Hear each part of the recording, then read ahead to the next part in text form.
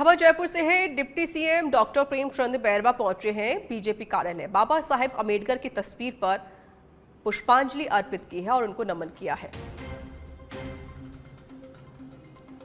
तो deputy CM doctor Premchand Bairwa BJP मुख्यालय पहुंचे, जहां पर उन्होंने बाबा साहेब अम्बेडकर की प्रतिमा पर पुष्पांजलि अर्पित की। संस्कारवान पार्टी है और हम संस्कृति और संस्कार से रहने वाले लोग हैं। अगर हमारी पार्टी में भी कोई कहीं भी ऐसा कोई पार्टी का सदस्य कोई अगर कैसा काम किया है ना, उसको कभी बख्शा नहीं है। मैं मानता हूं कि अभी भी कोई भी अगर हमारे लोगों के लिए या बाबा साहेब भीमराव अम्बेडकर के प्रति इस तरह की भावना रखता है, उसको भारतीय जनता पार्टी कही। ये भारतीय जनता पार्टी एक संस्कार। टोंक दौरे पर रहे सचिन पायलट ने अम्बेडकर जयंती पर कृषि ऑडिटोरियम में एक किताब का विमोचन किया है। पायलट ने कहा कि आज बाबा साहेब भीमराव अम्बेडकर की जयंती है, लेकिन वर्तमान केंद्र सरकार संविधान की भावनाओं के अनुकूल कार्य नहीं कर रही है। वहीं पायलट ने कहा कि बीजेपी के पूर्व मुख्यमंत्री वसुंधरा राजे ही सरकार की पोल खोल रही हैं। इस दौरान पायलट ने वक्फ बिल को लेकर बंगाल में हिंसक प्रदर्शन के सवाल पर कहा कि लोकतंत्र में हिंसा के लिए कोई जगह नहीं है, लेकिन केंद्र सरकार की मंशा भी ऐसे मामलों में ठीक नजर नहीं आती है। संविधान का निर्माण अम्बेडकर साहब करके गए हैं, वो संविधान आज पहले से ज्यादा प्रासंगिक है और संविधान के मूल भावनाओं का आदर करना प्रत्येक नागरिक और विशेष रूप से प्रत्येक सरकार की जिम्मेदारी है। दुर्भाग्यवश देश में जो हालात निर्मित हुए हैं, वहाँ सिर्फ संविधान और अम्बेडकर साहब की मूर्ति पर तो फूलमाला चढ़ रही है, लेकिन संविधान की जो मूल भावना है उसकी अवहेलना हो रही है। जो वंचित वर्ग है, जो शोषित है, जो पिछड़ा है, जो दलित आदिवासी है, उन सब लोगों को एक अलग तरह के माहौल में जीने के लिए विवश आज की व्यवस्था ने कर रखा है, जो बड़ा दुर्भाग्यपूर्ण है।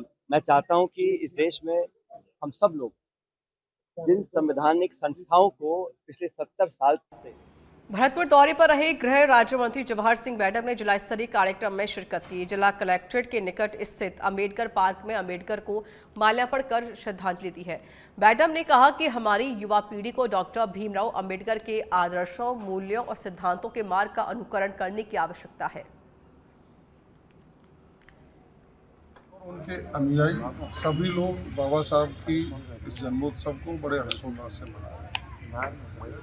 आज मैं भरतपुर पहुंचा हूं और जो ये कलेक्ट्रेट के समक्ष उनका पार्क प्रमुख स्थल है, यह भारतीय जनता पार्टी के जिलाध्यक्ष समेत सभी कार्यकर्ताओं ने, पदाधिकारियों ने और इसका स्मारक समिति जो बनी हुई है उनके सभी पदाधिकारियों ने पुष्पांजलि अर्पित की है।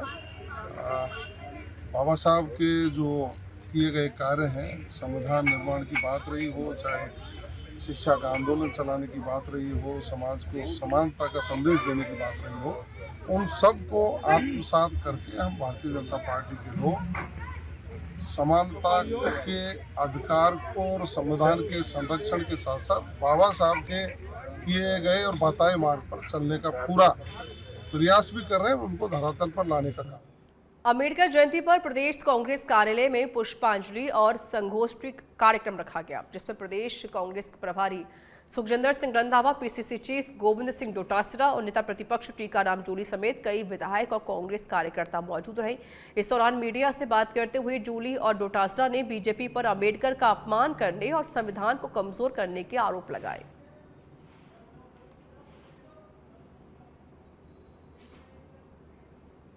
पार्टी की सह पे हो रहा है। एक बाबा साहब की तस्वीरों पे कालिक पोतने की बात हो, पहला वाक्य नहीं है।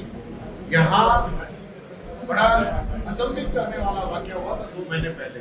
एक दलित दूल्हे की निकासी के लिए एसपी और 200 पुलिसकर्मी गए।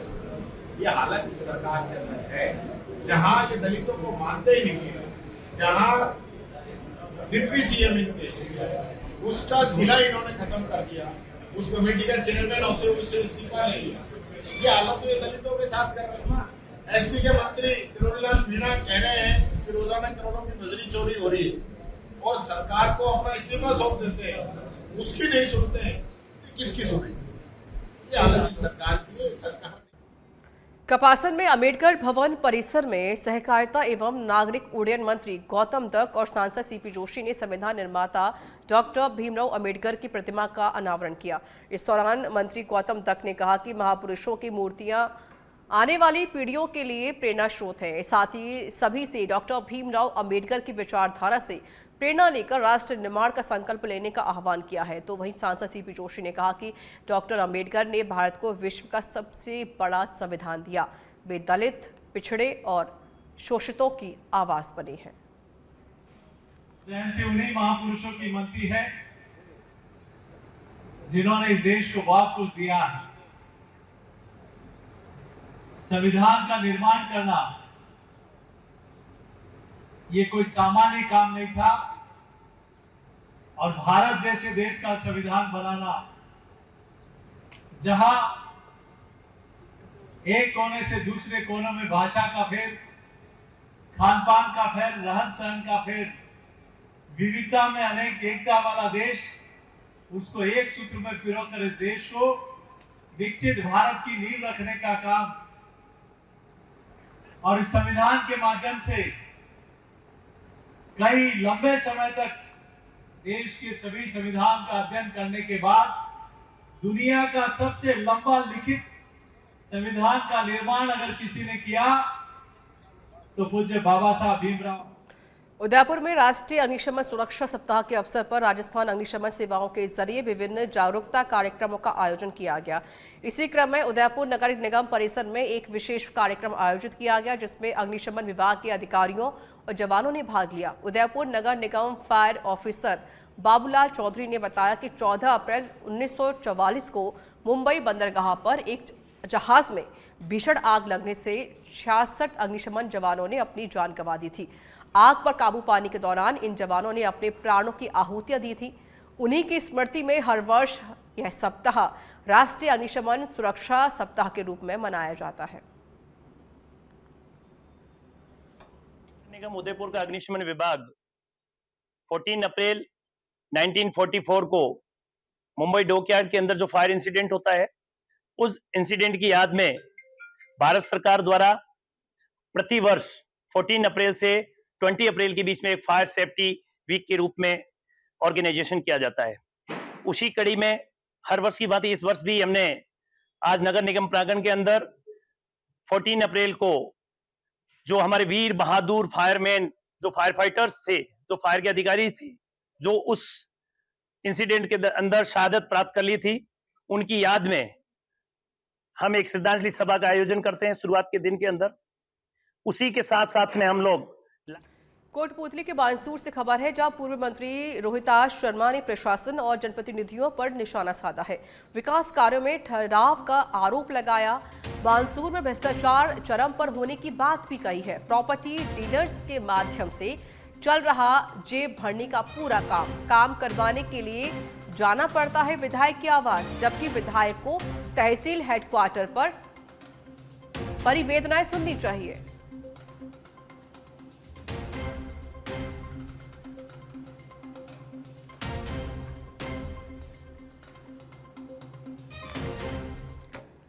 और राजस्थान में परिसीमन को लेकर सियासी घमासान तेज हो गया है। प्रदेश कांग्रेस अध्यक्ष गोविंद सिंह डोटासरा ने भाजपा सरकार पर बड़ा हमला बोलते हुए कहा कि कांग्रेस आगामी विधानसभा सत्र में विशेषाधिकार हनन का प्रस्ताव लाने की तैयारी में है। उन्होंने आरोप लगाया कि प्रदेश में हारे हुए जनप्रतिनिधि यह तय कर रहे हैं कि क्या होगा और अधिकारियों पर दबाव बनाकर काम करवा रहे हैं। डोटासरा ने आरोप लगाया कि परिसीमन को लेकर अधिकारियों को सीधे फोन कर धमकाया जा रहा है।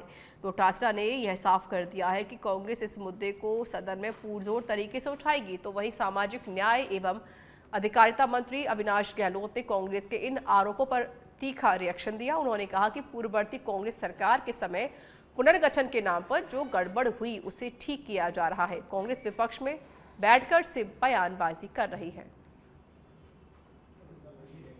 आएगी तो बाबा साहब अम्बेडकर की जीवनी से जुड़े पंच तीर्थ यात्रा शुरू करेंगे और यहाँ के प्रदेशवासियों को हम लोग तीर्थ यात्रा कराने के लिए भेजेंगे। आज बड़ा सौभाग्य का दिन है कि हमारे प्रदेश के विकास पुरुष भजनलाल शर्मा जी के द्वारा एक बस को रवाना किया गया है और इससे तीर्थ यात्रा का शुभारंभ आज से हुआ है और आने वाले समय में चरणबद्ध तरीके से प्रदेश के लोगों को बाबा साहब अम्बेडकर की पंच तीर्थ की यात्रा करवाई जाएगी।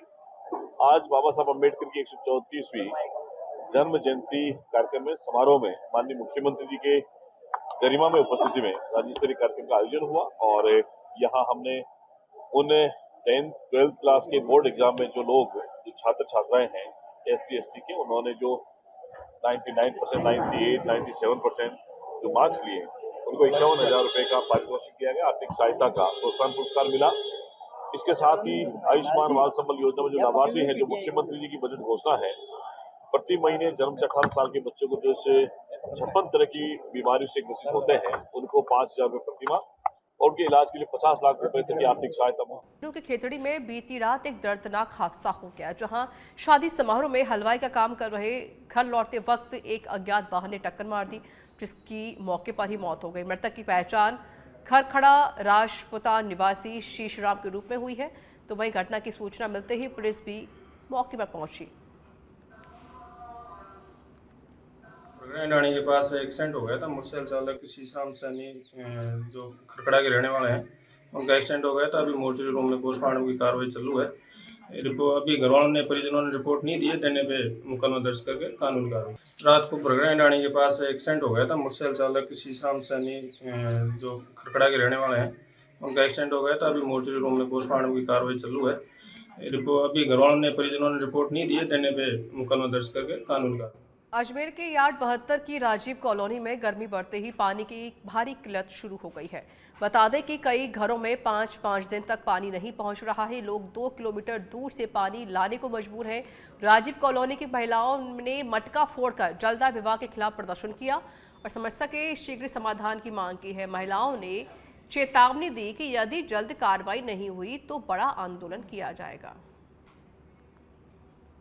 कॉलोनी में पानी बिल्कुल नहीं आ रहा। पहले एक दिन छोड़ के एक दिन नल आता था, अब बिल्कुल पानी नहीं आ रहा नलों में। और प्रेगनेंसी में किधर जाएं पानी लेने? सब घरों में पानी लेने जाते, सब मना कर देते। और नीचे वालों को सबके नल आ रहे और हमारे बिल्कुल पानी नहीं आ रहा है। कृपया करके पानी दो हमें, तो नहीं तो हम भांडे चढ़ी लेके वहाँ पहुँच जाएंगे बस। और फिर हम किस किस को फोन किया? पार्षद कौन? हमने सबको फोन कर करके देख लिया, पर हमारी कोई नहीं सुनता है। कितने दिन हो गए परेशान होते हुए आप लोगों को? हमको 2-2.5 महीने हो गए और एक दिन छोड़ के एक दिन पानी आता था, अब बंद हो गया। भरतपुर के बयाना में राष्ट्रीय ब्राह्मण महासंघ के तत्वाधान में शपथ ग्रहण और ब्राह्मण सम्मान समारोह का आयोजन किया गया, जिसकी अध्यक्षता मंगतीराम शर्मा ने की। वहीं मुख्य अतिथि पूर्व सांसद पंडित रामकिशन शर्मा रहे। कार्यक्रम का शुभारंभ भगवान परशुराम के चित्र पर माल्यार्पण किया गया। उसके बाद पूर्व सांसद ने समाज हित, शिक्षा, पानी बचाओ, पर्यावरण संबंधी अपने विचार व्यक्त किए। डूंगरपुर में धम्बोला थाना पुलिस ने घर में घुसकर लाठी से जानलेवा हमला करने के आरोपी को गिरफ्तार कर लिया है। पुलिस ने आरोपी को गुजरात से दबोचा है। कोर्ट के आदेश पर आरोपी को जेल भेज दिया गया है। धम्बोला थानाधिकारी मोहम्मद रिजवान खान ने बताया कि वर्षा पत्नी लालशंकर तराल निवासी लिखी छोटी तराल फला की ओर से 1 अप्रैल को रिपोर्ट दर्ज करवाई गई थी।